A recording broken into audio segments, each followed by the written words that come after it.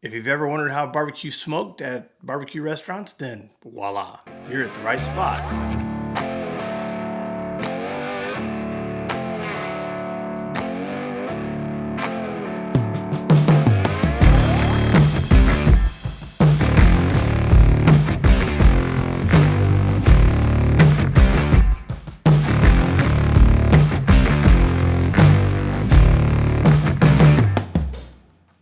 Well, thanks for being here.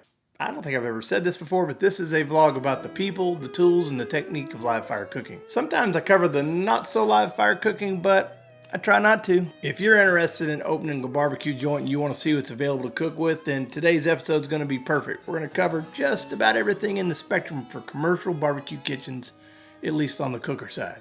These aren't all the options available for cookers in commercial kitchens for barbecue joints, but I'm just going to cover the basis of, let's say, 3 categories. So number 1, we'll call those the oldies, and number 2, we'll call the automated, and number 3, we'll call the crafties. Those are going to be the 3 categories of cookers that I'm going to show you today that you could open up a barbecue restaurant or even walk into one and find probably one of these 3 types of smokers. So here we go. Number 1 are the oldies. Around the 1930s, a technological wave hit with the brick pit. Now that's a rectangle box.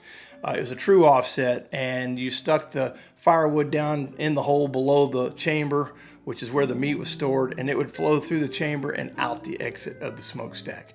Now these were very common in the 40s, pretty much all over the United States. It was anybody who's smoking meat out of the meat markets.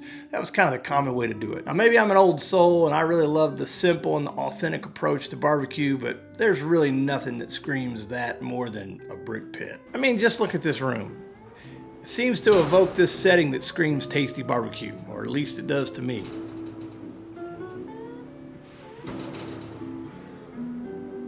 Now it's hard work and 100% man or woman powered, and the end is probably near to brick pits due to just several factors, but the top being the option of more automated, more efficient, cost saving that come with less resistance to the health department fire marshals. How does it work? Well, there's 2 different types of block or brick pits.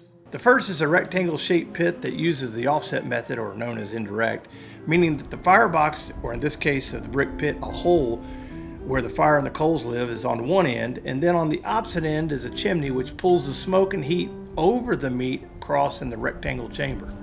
And of course, a lot of these are made on the brick exterior.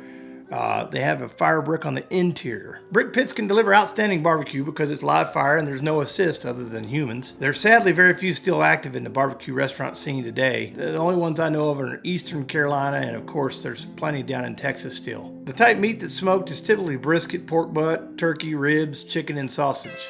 Another oldie is a block pit, which could be brick as well. It's a direct cooker, and that's more for whole hog cooking. This is a method where the wood is burned down in another contraption like a burn barrel, and just the coals are spread underneath the block pit or underneath the whole hog, and that becomes a direct heat cooker. If you've never been to a place that has a brick pit, it's just an entirely different scene than what you see today. Number 2, let's discuss where barbecue has evolved today. So let's take a look at some of the more popular choices that remove the human factor as far as it goes to the quality of barbecue. I call it removing the artiste. These 2 right here are popular pit options which have assist mechanisms, meaning LP gas, natural gas, or electricity assist the wood in burning. A popular wood burning model which has an electric assist is this J&R oiler. It uses an electric assist by using resistance elements to manage the heat and airflow. On the company's website, it says the oiler maintains a precise temperature control unattended for up to 14 hours by using a unique air control system. You will not need an experienced pit man to turn out great barbecue. This unit has a control panel which regulates the temperature, and of course a big Ferris wheel which rotates the meat around to the heat source in the back of the unit. The firebox is located on the back of the unit. A sensor inside will tell the mechanical air intake to open up and allow air to come in to support the fire. Smoke and heat enter from the firebox into the cooking chamber via refractory lined flues. The evac mode accelerates fire in the firebox until the fire is going strong. There's also options to run the pit with dual modes using electrical heating elements. The next is the Southern Pride, which is a little bit different. It's not electric assist, it's either LP gas or natural gas assisted, and it even will run all the way on gas with no wood. It has a similar control panel to the J&R. It does have a firebox to add wood so you can give your barbecue a smoke flavor. Inside the back of the firebox is an opening where gas can come in, whether liquid propane or natural gas, to enter the unit to support the fire. As a matter of fact, on the Southern Pride website it says no guesswork, no need for constant attention, no turning or rotating the product while it cooks. Just let your Southern Pride do all the work until your taste-tempting dish is ready automatically. Number 3 are the Crafties. Now, Crafties are not the actual name of this particular style or unit. It just happens to be a name I gave it because we happen to be currently in a straight up trajectory of this craft barbecue movement. Now, before I get into the Crafties, I want to just explain really quick, craft barbecue is not a derogatory term. It's actually a term where people are craftsmen. They take a little bit more pride in where their meat is sourced. They take a little bit more pride in how it's cooked. It's done with less mechanisms and shortcuts, and really it's all about the quality of the product being superior. These units are stick burner offsets, and they really contain no other assist mechanism other than humans.